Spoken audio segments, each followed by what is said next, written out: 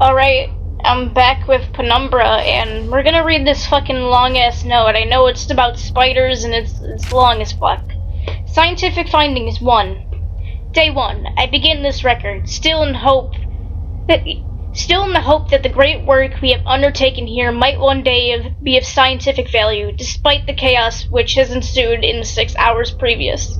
My aim is to remain secure until what help there may be arrives. Into that, oh my god, I need to get somebody else to read these for me. I wish Philip would have read these to me so I don't have to do this. And to that end, I have barricaded myself into a small workshop area in the abandoned part of the mine. I hope that the mirage? I can't pronounce words right. You already know this. There's something food rations here will keep me alive. And that those I hide from will not jeopardize that. Perhaps this mine is really cursed. It's almost precisely 30 years since the incident that brought us here. And now, 30 years on, fate has struck again. Day 3. I forecasted that today the rescue crews would arrive. But I can only hypothesize that they would be unaware of my location, and hence busy themselves evacuating the other survivors. If they have not arrived by tomorrow, I will go out and search for them. Day 6.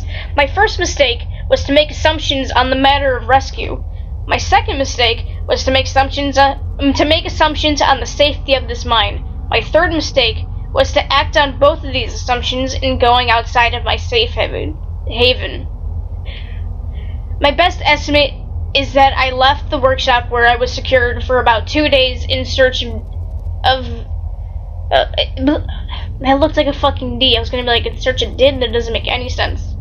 In search of aid. And I have found only danger. I approached the old living quarters, but curiously, could find no sign of life whatsoever. I returned in what I thought was the direction from which I had come, but soon found myself in an unfamiliar local. Confused, but focused, I attempted to make my way home, but found myself threatened by some species of feral creature which seems to have made this old mine its home. Although the specimen bore significant interest to me, I chose to retreat, only to find myself outmaneuvered and outnumbered by the beast. I turned and ran, injuring my ankle in the process, which I believe now is most likely I wanted to read that. It's most likely a sprain, rather than a fracture. For some time, I cowered and fled into the dark, but a few hours ago I discovered a door leading to a smaller, secluded part of the mine. The key for which I still have in my pocket. Within that area, I discovered the storeroom, and I think it should be able to keep me safe for some time. This place is a maze. My lesson learned: I will not venture out again until I am certain the area is safe. Day 19. Rescue seems increasingly unrealistic. Supplies diminishing. Lots of spiders in this place. I don't like spiders. No, I do not like spiders. Day 34. I caught one of the accursed 8-legged beasts nesting in my open mouth when I woke up. I'm gonna fucking restart. I caught one of the accursed 8-legged beasts nesting in my mouth when I woke up this morning. In my surprise, I swallowed it. Yeah, he ate the spider. It's not so much the act of swallowing which concerns me, but the genus of arachnid. It would be unlikely that a cave-dwelling spider would be venomous to any significant degree, but the possibility troubles me all the same. Day 35. Any known venom would have affected me by now, and so today is the first minor cause of celebration I have had since the incident. By lucky coincidence, the revelation also means I have discovered a virtually inexcusable supplies of nutrition. You know he's going to eat the spiders. I intend to venture into the basement beneath the storeroom in the name of science to discover more about these creatures' natural habitat. Day 50. For 4 days now, I have been surviving solely off the quite considerable sustenance provided by the spiders. For some time, I was struggling to gather enough of the crunchy little morsels. Ew. However, Lady Luck smiled on me once more when the batteries in my torch died, and I made a second life savings, finding the creature's natural habitat is the dark. With my light now diminished, I need only lie still for a few minutes, and I will have attracted enough of the beast for a rather hearty meal. Fucking come on! You don't need to eat the spiders.